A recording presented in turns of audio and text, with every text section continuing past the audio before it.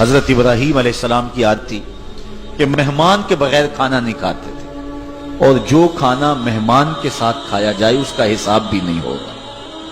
ساری زندگی یہ ان کو معمول رہا ہے۔ ایک دن بھوک لگی، گھر والوں کو کھانا پکانے کا کہا اور خود مہمان ڈھونڈنے نکلے۔ ایک شخص کو جو کہ بوڑھا تھا لے آئے، دسترخوان پہ بٹھایا، کھانا جب لگ گیا اس کو کہا اللہ کا نام لے کے شروع کرو۔ اس نے کہا میں تو اللہ کو نہیں مانتا۔ آپ نے فرمایا کہ میں تیرے سے کوئی ربط، رشتہ اور تعلق نہیں رکھتا، اللہ ہی کے نام پہ تجھے کھلا رہا ہوں، تو میرے رب کا نام تجھے کم از کم لینا چاہیے۔ اس نے کہا میں تو بتوں کا پجاری ہوں اور روٹی کے چند ٹکڑوں کے لیے اپنے بتوں سے بے وفائی نہیں کر سکتا۔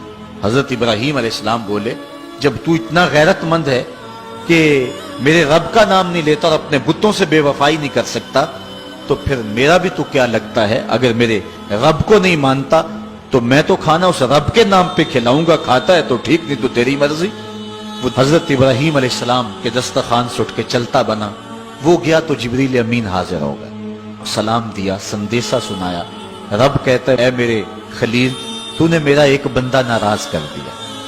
یا اللہ، وہ تیرا بندہ تھا، وہ تو تیرا نام لینا گوارا نہیں کرتا تھا، اور تو فرما رہا ہے کہ وہ میرا بندہ تھا۔ ارشاد ہوا ابراہیم بتاؤ اس کی عمر کتنی ہوگی؟ یا اللہ 80 سال کے قریب ہو۔ کہا اتنا عرصہ ہو گیا نا میں اس کو رزق دے رہا ہوں، تم ایک دن نہیں کھلا سکے؟ اب حضرت ابراہیم اس کو ڈھونڈ رہے ہیں، وہ دور پہاڑ پہ جا چکا ہے۔ اس کے قریب پہنچے، کہا میاں کھانا ٹھنڈا ہو رہا ہے جلدی آؤ۔ اس نے کہا ایک شرط ہے، تمہارے رب کا نام نہیں لوں گا۔ کہا نہ لینا آؤ۔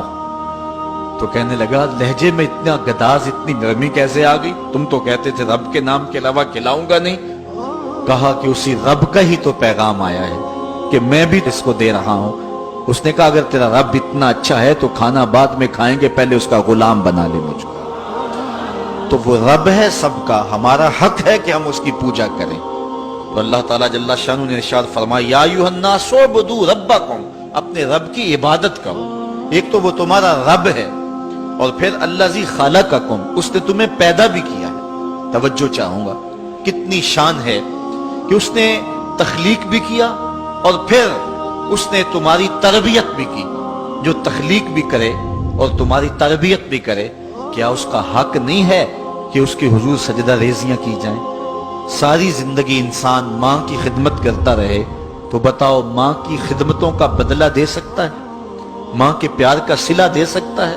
تو انسان جتنی مرضی خدمت کر کے ماں باپ کو راضی کرنے کی کوشش کرے وہ تو راضی ہوتے ہیں، بلکہ نالائق اولاد کے لیے ماں باپ کی دعائیں اور زیادہ ہوتی ہیں۔ تو انسان ان کی خدمت کا حق نہیں دے سکتا۔ ماں باپ کے اتنے حق کیوں ہیں؟ اس لیے کہ ماں نے بیٹے کو جنم دیا، جس نے جنم دیا ہے اس کے اتنے حق ہیں، تو جس رب نے خلق کیا ہے اس کے کتنے حق ہوں گے؟ جس نے تخلیق کیا ہے، دستے قدرت سے بنایا ہے، تو پھر اس کے کتنے حق ہوں گے؟ تو مجھے بتائیے اس شخص سے بڑا بدبخت کوئی ہو سکتا ہے جو اللہ کے حضور سجدہ ریزی نہیں کرتا؟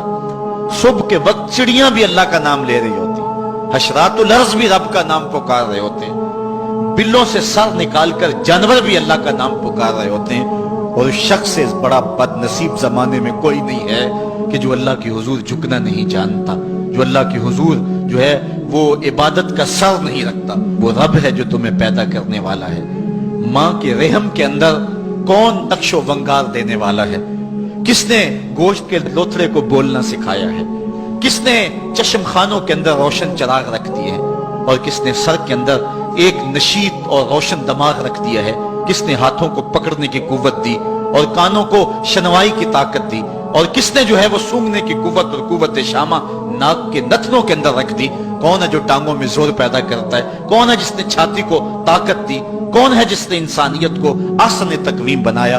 انسان، کیا تیرا حق ہے کہ مسجد کے قریب سے تو گزر جائے اور اللہ کا نمائندہ پکار رہا ہو حیا علی الصلاۃ حیا علی الفلاح، آجا نیکی کی طرف، آجا نماز کی طرف، اور تو جو ہے وہ اس کو سننے کے باوجود گزر جائے؟ ایسا ہو سکتا ہے کہ تو اس کے حضور آئے نہ، حاضر ہی نہ ہو؟ یہ بد نصیبی نہیں تو اور کیا ہے؟ اللہ تعالیٰ جل شانہ ہمیں اپنی عبادت کی توفیق نصیب فرمائے۔